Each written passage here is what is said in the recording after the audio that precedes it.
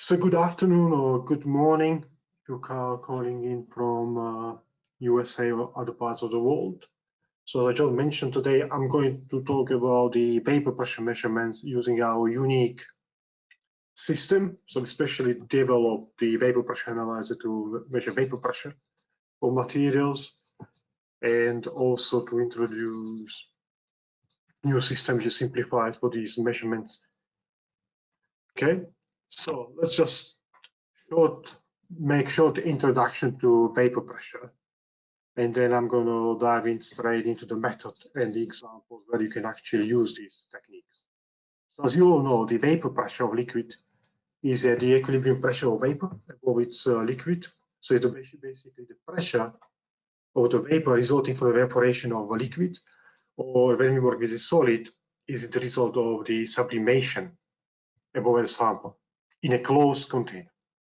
Now, the other important factor to remember, let's say if you fill in the test tube with water, you're filling in the pot with water again. So as you can see on this picture here, they both have got one of the test tube got small surface area and the pot's got large surface area, and we close them. So it's a closed container. We put them in the temperature bath or temperature control enclosure at 25 degrees. So the amount of the vapor that can be generated at the surface of the liquid is only 23.8 torr, independently of the surface area. So what I'm going to demonstrate today is that actually I'm going to measure the vapor pressure of the liquids or above it's a liquid using our static method. So all talk is about vapor pressures. So why we are interested in the vapor pressure of the materials? First is mainly for agricultural industry. So it was one of the first applications. So we want to estimate the amount of toxic compounds accumulated on the surface with very low vapor pressures. And also, vapor pressure is very important for material safety data sheets or safety data sheets, especially when you import, export the chemicals. And it is registered, it needs to be registered by the US Environmental Protection Agency or European Chemical Agency. So anyone importing, exporting pesticides or the chemicals, you need to report the vapor pressure value. It is very common to calculate it, the vapor pressure value, but in many cases, these values are not really accurate. Especially because our instruments, as you might know, there's lots of vapor absorption measurements. So sometimes you need to know the vapor pressure of these liquids. And in many cases, when I use them, I'm talking about very special chemicals, let's say for warfare agents or some special simulants. So the vapor pressure is not very known, and the benefits of this instrument is actually I can determine the vapor pressure and then use it. If let's say for drilling or operation of vapor pumps, we're using the lubricants. So basically, we want to reduce the frictions, and again, the vapor pressure is plays an important role in removing let's say these vapors from the streams or when you're compressing the gases. So you want to know what's effusion rates or evaporation rates of these oils. And lastly, the example will be understanding the efficiency of degrees of organic solar films during the manufacturing process. So this is again the progressive reduction of additives like plasticizers and adsorbers as a result of evaporation from the surface. So as you can see, it's all about evaporation and how it's going to affect my process. And I haven't mentioned, but also in the pharmaceutical industry, we can focus on the different polymorphs. So we can have polymorphs from A and then polymorphs with form B. I can distinguish between these two polymorphs by just measuring the vapor pressure. And the results are very clear. So in these reports, the methods we're going to introduce, they're all listed in OECD guideline for testing of chemicals. So I just took the screenshots of the typical methods for the vapor pressure measurements. And today, which are listed in the guidelines, and as you can see, there are several columns highlighting the substance, repeatability, reproducibility, and range. What is clear from this table that you cannot use one method for vapor pressure measurements to estimate a whole range of the vapor pressures. That's why today we focus on the static method, which goes about from 10 Pascal up to basically 10 power 5 Pascal atmospheric pressure. And we're going to concentrate on the fusion method, or Knudsen method is gravimetric method, which go from very low, from 10 minus 10 or 10 minus 20 Pascal in our case, up to, let's say, 100 Pascals. And this Knudsen effusion method was, can be used for very pressure oil pesticides or lots of materials. And I will show some examples of these. I'm not going to go into details of the other methods because it's not important for this talk. Okay. Now, so let's go more straight to the Knudsen effusion method. If you are all familiar with thermogravimetric measurements, so this is very similar to TGA, but this is, let's say, call it vacuum TGA. So what we're doing in Knudsen effusion method, we keep the material or a sample, solid, oil, or grease, is held in a cell, we call it Knudsen cell, with a known orifice, so this is the hole here, and we measure the effusion rates through the hole by sublimation or evaporation under the vacuum. Okay. By measuring the evaporation rates, we observing the mass loss rate at a constant temperature.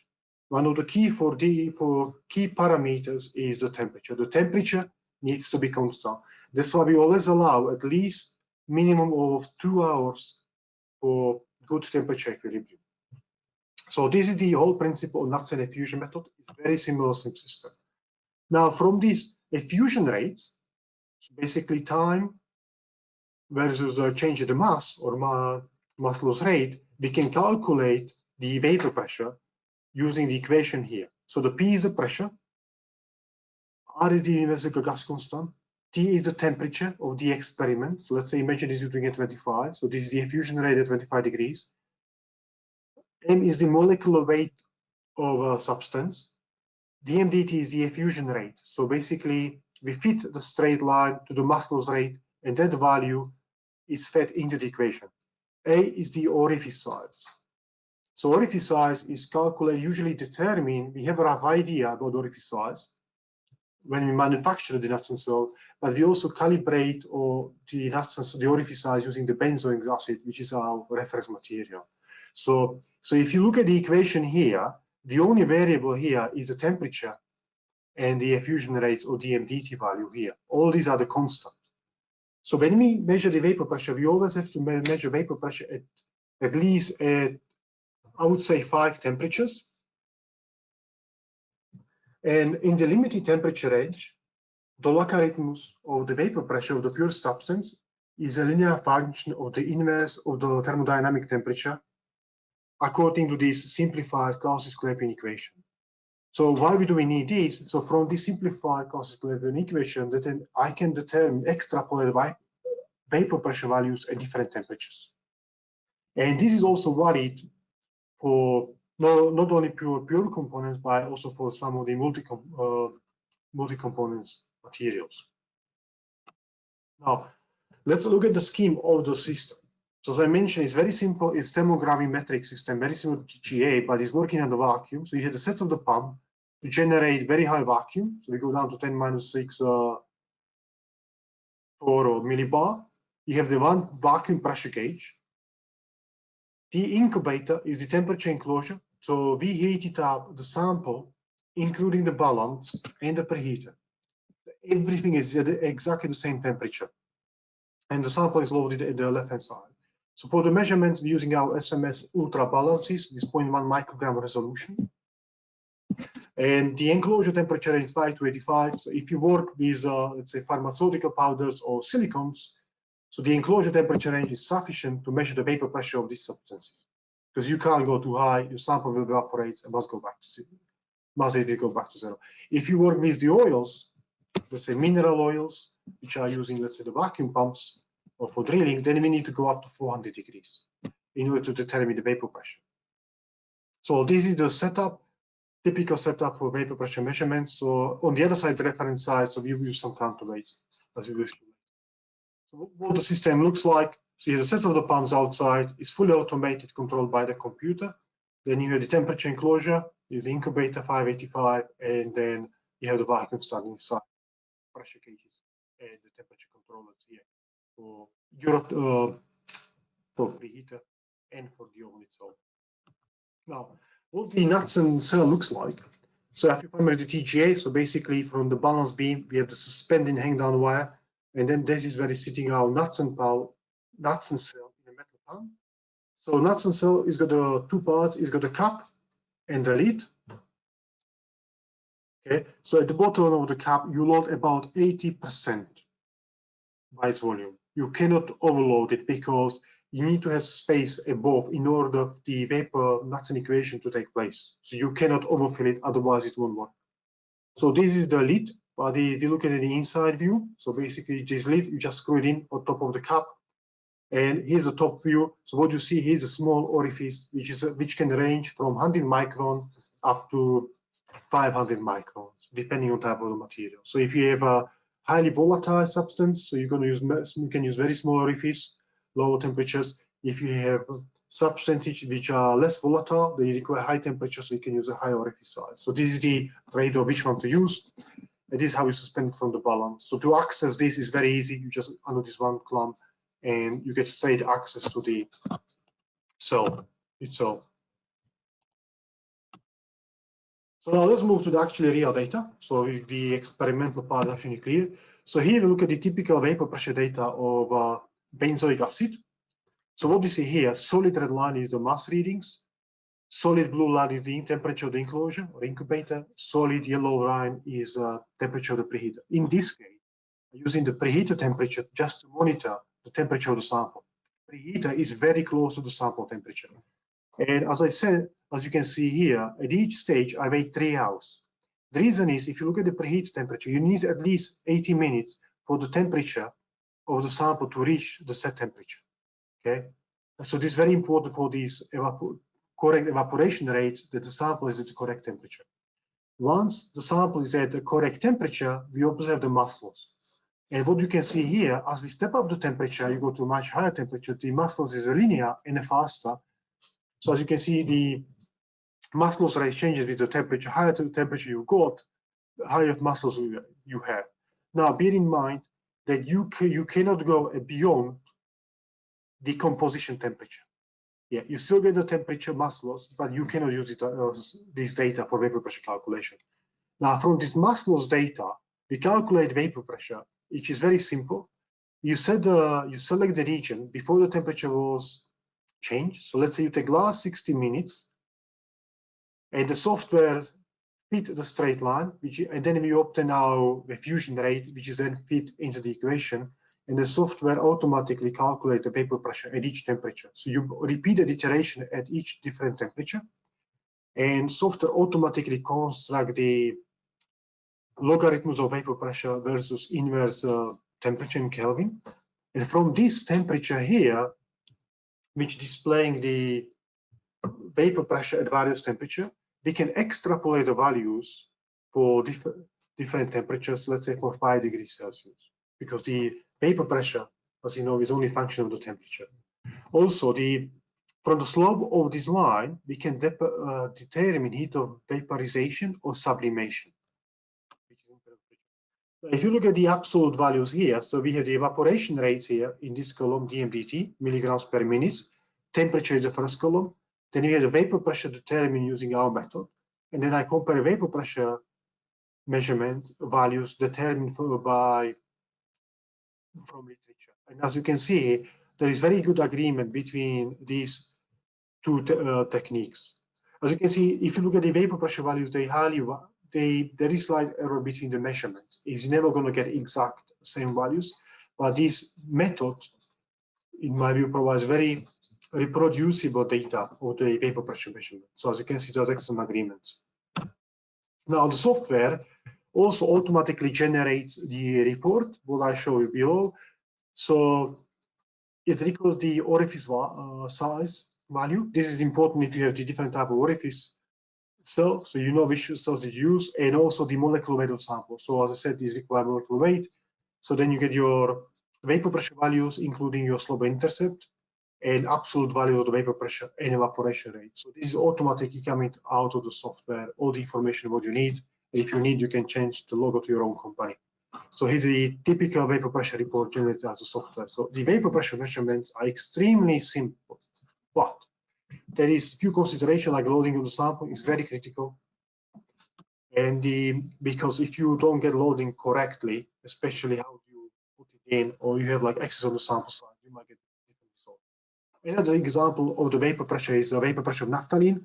So this was done at 25 degrees. So this blue line, what you see here, there was change of the temperature from 0.2 to 0.1. It was solid temperature for over 500, 400 degrees. So you get a nice linear mass loss. And we reported, I measured vapor pressure of 11.08 Pascal. The Environmental Protection Agency reported 11.6 Pascal. So another example of vapor pressure, as I mentioned earlier, is for pesticides and fungicides. So this is for the manufacture of these chemicals and also for the agricultural industry. And here we look at in this table, we look at the vapor pressure of the material like ametrine, bifenthrin, vinclorac, and azostrobin. As you can see, SMS Knudsen method gives reproducible comparable value to literature. So this is also our reference material. So as you can see, the method is very well reproducible, and here's the value to compare out the data. Again, here's just typical effusion rate for bifenthrin at 65 degrees. Yeah, so you always obtain these nice linear mass losses at the temperatures. The other example will be vapor pressure of polymorphs. So this is maybe the polymorph of these samples came from pharmaceutical industry. So I measured two polymorphs. One is for A, the other one is for B. As you can see here, again, the measurements was done in the narrow temperature range from 35 degrees to 100 degrees for polymorph A, and from 35 to 80 degrees for polymorph B. First question, why the temperature range is different? Because polymorph B evaporated above 80 degrees. I couldn't get any data. All the sample was gone. Now, first striking difference is if you just start comparing the data at 35, 45, what you see, there are huge differences in the differences are quite small, but as you go up above, let's say 50 degrees to higher temperatures, you see the differences in vapor pressure are quite significant. So you can see clearly the differences between these two polymorphs from this data, and then from the slow body value, you get the heat of vaporization. So this is another example of vapor pressure measurement. The other big example of the vapor pressure of lubricating oils. So what are the functional or requirements of the vacuum pump oil or the mineral oils? Is lubrication, cooling, corrosion, flushing the contaminants, noise reduction. And one of the key requirements for the oils is basically low vapor pressure. The reason is the vapor pressure of the oil determines the vapor pressure that can be attained by the rotary pump. So typically vapor pressure of the oil at its operating temperature is about 1 millitorr. There's also the lowest vacuum that can be reached using the rotary pumps. So for this, it's very important to understand when the oils are produced, certain multiple distillation, what's the vapor pressure of these oils. So for this, we need to measure. So I will show a couple of examples of the vapor pressure of these oils, which belongs, let's say, to group of Krytox oils. So vapor pressure in this case was measured in the broad temperature range. So I went from 60 degrees all the way to 230 degrees Celsius. And as you can see here in the mass loss rate, initially at lower temperatures, you don't observe any mass loss rates. You only see the changes with the mass due to the changes in the temperature of the balance. But as we reach the higher temperatures, so above 100 degrees, we were able to actually determine in the vapor pressure of the oil in the temperature between 100 and 230 degrees. So as you can see from this data, I was able to determine the vapor pressure of the oil A. The same if I got the vapor pressure of oil C, again, there are no mass losses below 70 degrees, so you need to go, in this case, much higher temperature.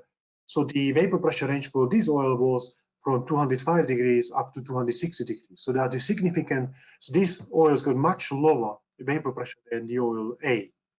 So there are significant differences between these two oils, and this method was able to generate desired result to see the differences of the oils or the vapor pressure. And this curve, which gives a classic Lipin constant, we can actually extrapolate the vapor pressure of the oil for 20 degrees. And then we can actually compare the differences, which goes down to 10 minus 12 or 10 minus 15 Pascal. The other example of the vapor pressure is silicon sealants. So here is just basically sealants with different colors. So again, we can measure the silicon sealants I did.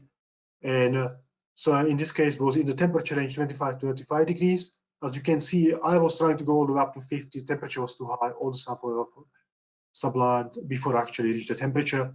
And you get a very nice linear relationship.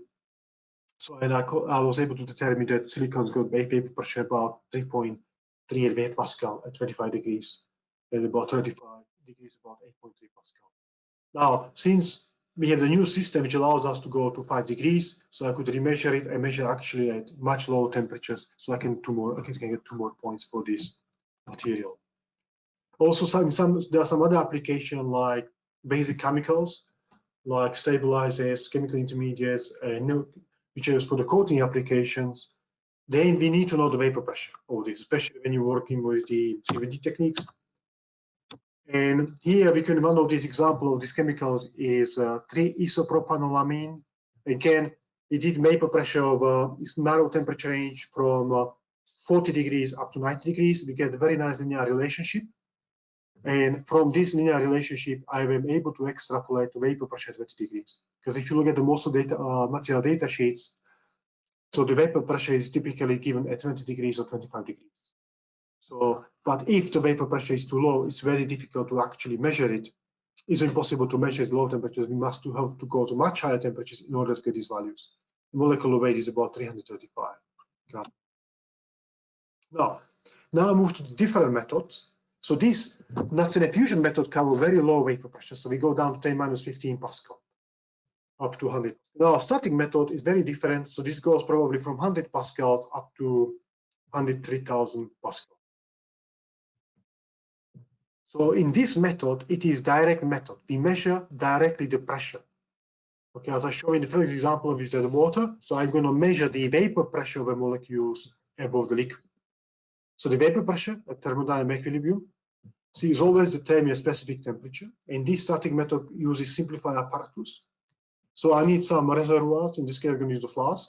I need a vacuum light, pressure gauge, and some sorts of the pressure control for automatic experiments. What it means, so I'm going to use our DVS vacuum system, which looks very similar to our VPA system, but the only difference is that this system allows you to do static method, naphthalene fusion method, and also vapor gas absorption measurements. So it's 3-in-1 is very unique setup. So when we do the static method, so you can ignore the balance. So what we do, we connect the mass flow controller to the flask. We fill up with the solvent of the substance we want to measure. So in this case, I can use the two substances at the same time. Again, you have the temperature enclosure for controlling the temperature. So this, in this case, between 20 to 70 degrees. And you have a valve which can be closed to reach the measurements. And then you have sets of the pump and a vacuum pressure gauge, and two gauges to measure absolute pressure inside the vacuum chamber. Okay, so typically when you connect the flask, you need to degas the flask. This is done by opening this valve and pulling the vacuum and removing the air from the flask or all the molecules above the liquid. Once we've done that, then I close the valve here, and the pressure inside the vacuum chamber will raise up to maximum level till the plateau. And this is the vent pressure plateau. This is the saturation pressure of the solvent. What it looks like. So here's the stand. It's exactly the same I'm using the VPA. But in this case, we're using only these two flasks here. So this is where I'm going to put my solvents or any substance. And you have the two gauges to measure the absolute pressure. And here's another gauge, the valve opening to connect the valve which isolates the pumps from the rest of the vacuum chamber. So a very simple system. And as you can see here, all is housed inside the temperature control enclosure, which is very important.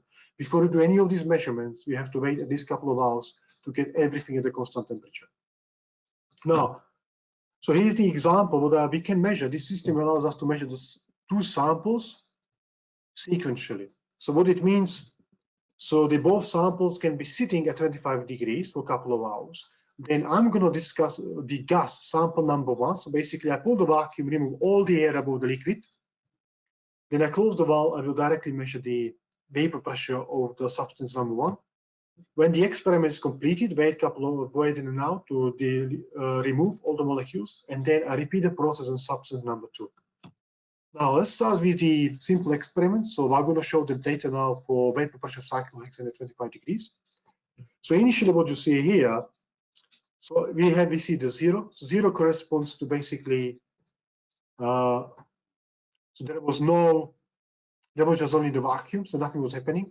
Then you see this small dip here. What it means, I opened the valve, I was degassing about 10-15 minutes. I was blowing vacuum directly on the solvent. Then I closed the valve and the pressure inside the vacuum chamber was raising up to the saturation pressure. When I reached the heat of vaporization is equal to heat of condensation. And this stage here, the saturation pressure of the cyclohexane was 98.34. As you can see, we reached nice plateau. And this is the maximum pressure I was able to actually measure. So the saturation pressure for cyclohexane at 25 degrees is 98.34. So it's very simple experiment. Did the same thing for cyclohexane. So initially you degas the solvent for 15 minutes, then you close the valve, and the pressure will rise up to till you reach the equilibrium between the liquid and vapor phase. And in this case, at 40 degrees, I measure the saturation pressure of an hectane, 31.9 torr. And again, you get very nice flat line. So there are two important parameters. It's good temperature control. You need the system cannot leak. I need to have a good vacuum level, a good pressure measurement. So again, the last example is actually, I'm going to look at the vapor pressure of mixtures of oligomers with different molecular weights distribution. So the static method is very useful for measuring vapor pressure of molecules which have which are not pure components. Okay? So here, I show an example when I measure two samples, one after other.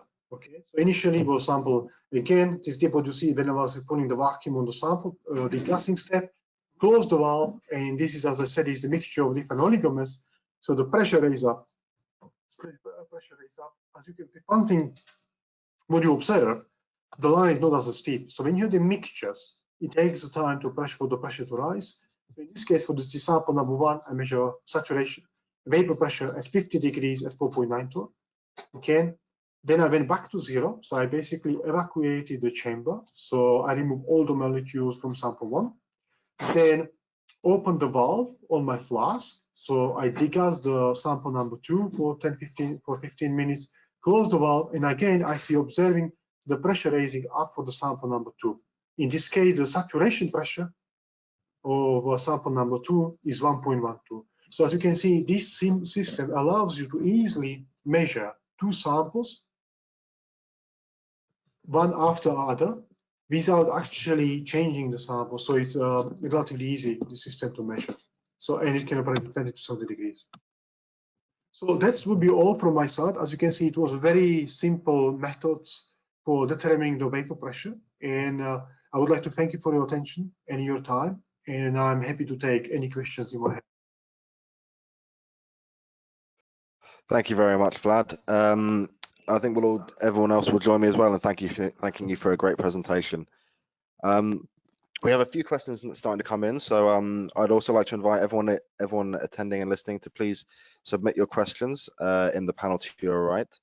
The first question we have, Vlad, is what is a typical amount of a sample for the Knudsen and static method? So in the case of the Knudsen method, typically we use between 5 to 20 milligrams of sample depending on their density.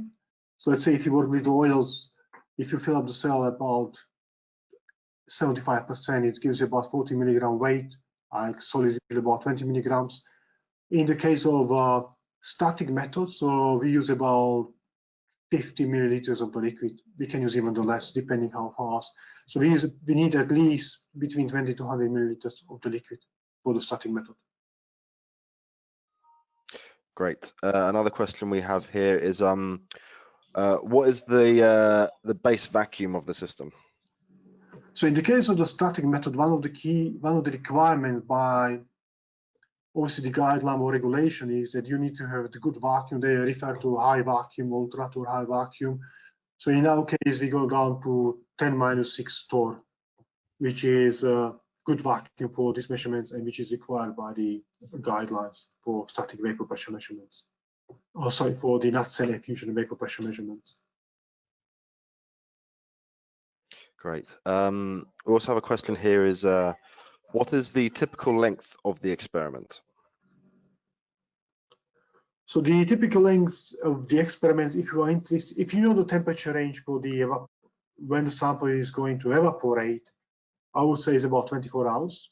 If you don't know, like in the case of the oil, what I measured, because I didn't have any idea about the evaporation rate, so you can go actually through the whole temperature range, and then you can go up to 2 days. Once you determine the evaporation range, is the measurements could be done within 24 hours for naphthalene effusion method. In the case of a static method, is the experiments are much faster, because you typically, if you work at 25 degrees, you pour the solvent, you wait for an hour for good temperature equilibriums, you do outgassing, and depending whether it's the pure substance or is it a mixture, so we're saying about 3 hours per sample. So you can do 2 samples in about 4 to 5 hours. And so you should be in the static method, you should be easily, you can do several actually measurements. So benefits of this, because it's fully automated, so you can set up the methods and run it for 24 hours, and you can do actually measurements at 25 degrees. Once it's completed, software will automatically increase the temperature to 50 degrees, as I show in my examples. You wait there for 3 hours and then automatically repeat the procedures on each sample. So I think the static is quite powerful for measurements of the vapor pressure of the liquids, because you can do lots of experiments in a relatively short periods of time. Great. We have a few more questions coming in now, but there are 2 people with their hands raised, so I'd like to give them the opportunity to unmute themselves and ask their question directly. First, if you're listening, Salvador Escopedo Salas, if you would like to unmute yourself, you're welcome to ask Vladimir a question directly, or else I can ask on your behalf. Hi, Vladimir. Hi. I just have a question. So how actually your system is operating when you have immiscible liquids that, you know, when you have a pure system, obviously it can work perfectly in a static method. But when you have 2 immiscible liquids and they're quite diluted, how do you predict well enough the vapor pressure of this mixture? Yeah, this is always a tricky one, but vapor pressure, the oligomers, the example of the oligomers what I shown are actually the mixtures. So you always predict the vapor pressure of the highly volatile compounds. And one thing what you notice for these mixtures, when you repeat the same experiment on the same sample at, let's say, 25 degrees couple of the time, the vapor pressure will change as a result of this. So you can use it for the vapor pressure of these of the mixtures as well, but you always measure the vapor pressure of these highly volatile compounds first. Yeah, okay. So you kind of like you analyze separately first and then test them. Oh no, you right? can. I mean, the only way to do it that you would have to either connect it to FTRI or mass spec if you want to do complete analysis of the products. What is there? We can't really provide analysis. So basically, yeah, the system is perfectly useful for samples that are like mixtures but miscible and in pure form, right? Yes. So it gives you the, I would call it the total vapor pressure. So I cannot give you the vapor pressure of the each components in the mixture. Yeah. So if the mixture of the, if you have the, let's say, sample which is the mixture of different molecular weights or Yeah. different, so I won't be able to do that. I give you the total vapor pressure of all. But if you, let's say, if it's the mixture of different compounds, so what's going to happen? The highly volatile compound, they're going to be actually removed maybe during the outgassing process. They will go first. Okay. Yeah. And the model is going to stay there. I'm going to just measure vapor pressure of those ones. But how do you warranty? Because based on your configuration, you have your sample that imagine that you have 2 very high immiscible components like water and oil. So the vapor pressure of the oil will always going to be predominant in your system, right? So you won't really see the total vapor pressure, but the pressure, the partial pressure only of one of the components. How do you guarantee that the vapor pressure is fully the mixture of those? You don't have a steering unit in your sample port, I would say. I didn't really. That's a good point. You are right. We don't have the steering at the bottom, but we could have the steer that actually we could steer it. I have not done measurement, let's say water oil, the mixtures like this. Okay. I did lots of vapor pressure of the mineral oils, or let's say oils for the vacuum pumps. Or they generally, I think let's say they are type of Krytox type of the oils. I think there's a trade name for this type of oils. Yeah. Okay. These oils got like molecular weights vary from, let's say, 30,000 mole per gram to 10,000 mole per gram. So they are built of the different molecules. So we can measure vapor pressure of these ones. But if you like, let's say, mixture water and oil, I'm not sure because the vapor pressure of the water is very high compared to the oil. Yeah. So that's going to be very difficult to measure. And also, actually, if we're gonna, okay, that could be only possible. Having said that, if you have the mixture of water and oil, I would not actually, if you would measure in the static mode, okay, that the vapor pressure will be dominant by the water at that temperature, because the oil vapor 25 degrees is about 0.1 Pascal, roughly, or 1 milliton. So we won't be able to really measure it in the static mode. So whatever I'm gonna measure, it's gonna be vapor pressure of the water. Now, if I measure the same mixture in Knudsen effusion method, so what's gonna happen? You have these mixtures. If we can get perfect mixture, I can load that mixture, but initially I'm going to evaporate all the water, because the oil, in order to get any muscles effusion rates from the oil itself, I need to go to much higher temperatures, above 100 degrees. Mm-hmm. And while I'm going to go up, what you're going to see, you're going to get sharp mass losses initially, which can be initially usually, let's say, first 5% is due to impurities, but the other sharp mass loss is going to be due to evaporation of the water. So once I evaporate all the water, then I'm going to measure only the vapor pressure of the oil again. Okay. You see what I mean? Yeah, because the boiling point, like the vapor pressure of these two compounds are extremely, let's say, at extreme end. So let's say water 23.8 torr, and the vapor pressure of the oil at 25 degrees is usually, let's say, that the Krytox oil, where I show some of the example, we're talking about the 20 degrees, I extrapolate about 10 minus 6 Pascal. So, so it's extremely different vapor pressure. So in theory, so basically, you have to find an alternative way to measure. I mean, this is just when we're talking about like two pure immiscible like components, right? But there is also like pseudo mixtures that there is a fusion of, for instance, water, and let's talk about petroleum, right, or crude oil.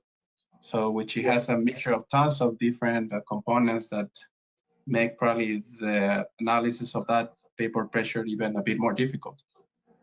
It does, but from I didn't show the data, like when I measured so lots of these oils, one thing is when you measure vapor pressure, you reach the point, even if you go up in the temperature, the vapor pressure is not going to change. So we only measure usually vapor pressure of the highly volatile compound, or the compounds they're going to evaporate. So some of the oils, like I only showed the data in the range, let's say from 250 to 60, but in reality, I went all the way to 350. And what you observe, the vapor pressure doesn't change. The effusion rates, the sample is losing the mass, but it does not contribute to the vapor pressure actually itself at all. And well, thank you for answering that. So yeah, just another question regarding the vacuum process. So when you actually generate a vacuum, is to eliminate the air inside the chamber? Oh, so you're talking about Knudsen or effusion method? Well, I think in the Knudsen, right? So you use the vacuum. Yeah, so basically in Knudsen method, using the vacuum, like when you measure these oils, so one of the requirements, so we're using the vacuum to pull the molecules through this hole, basically, to measure the effusion rates. So And this the molecules out. And when you have sorry. No, sorry, so finish. So when you have the vacuum, as a result of these, when you're pulling out these molecule evaporates, you're helping the evaporation process. So basically you're observing the mass loss. That's why I'm using the vacuum. Okay, and this actually vacuum doesn't really affect vapor pressure. Like you will take some of the, imagine that you have a sample that you don't know the vapor pressure, right? So you will start vacuuming, but the sample will really gonna be affecting if you have, I don't know, components with a low vapor pressure.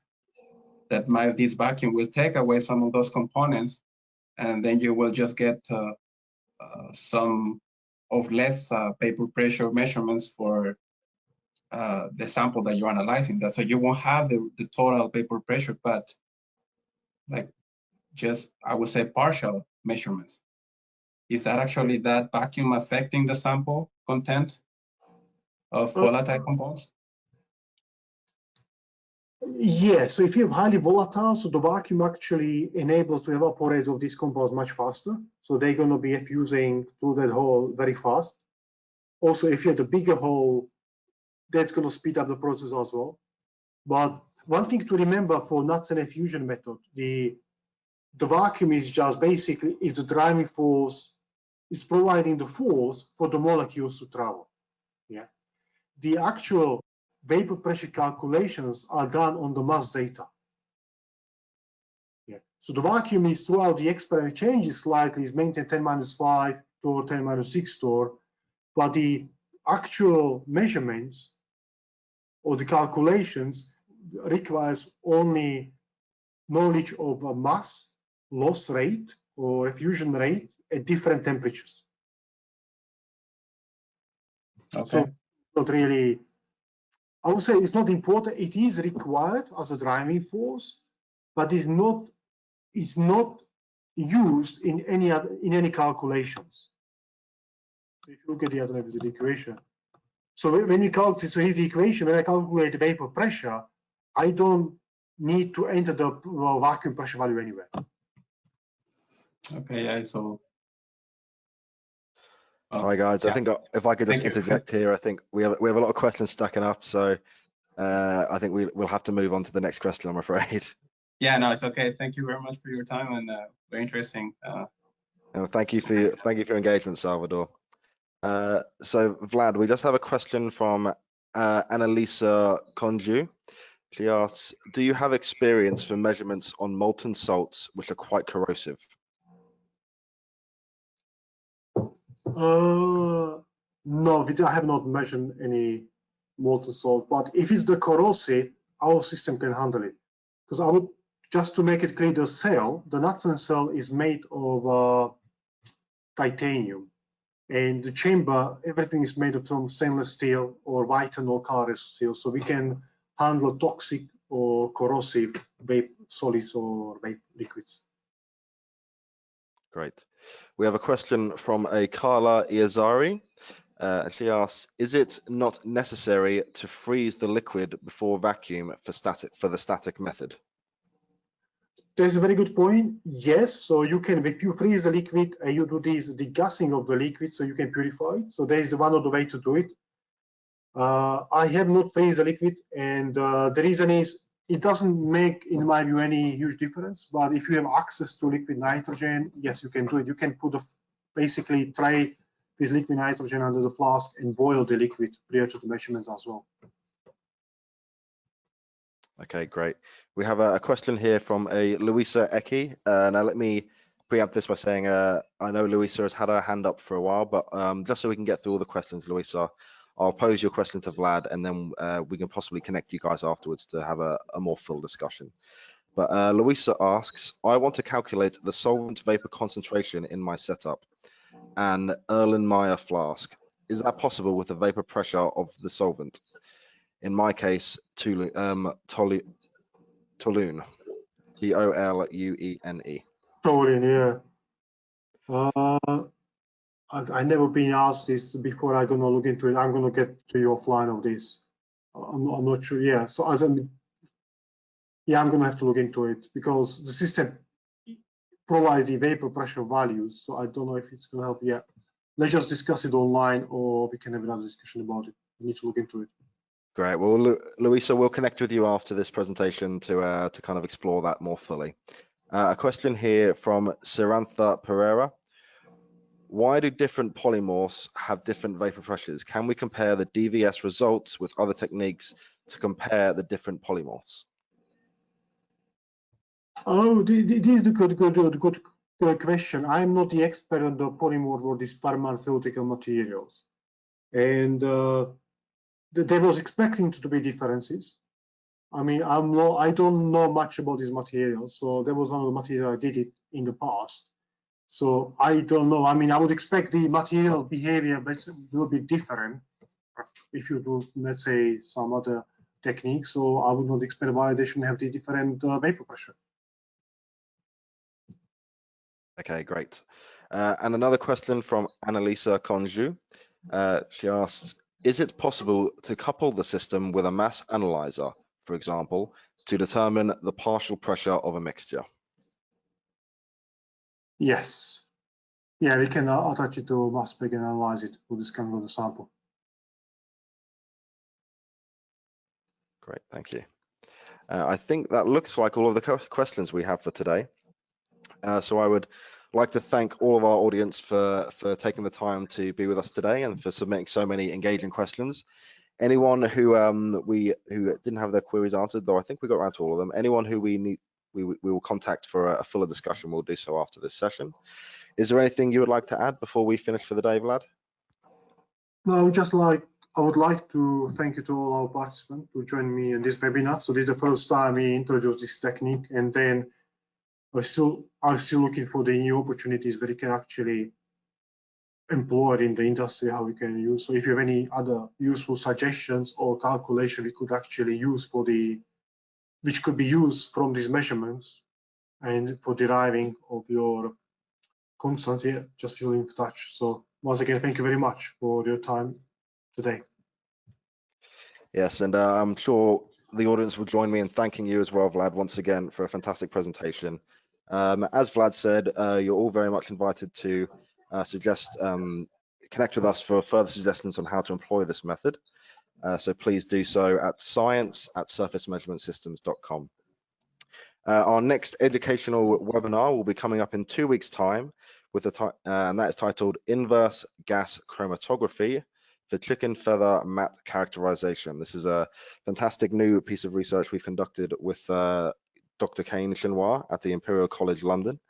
And this will be exploring the use of chicken feathers and other such materials as a oil sorbent for use in kind of treating chemical oil pollution and oil absorption. That will be taking place at 3 p.m. GMT on the 17th of December, and you are all invited.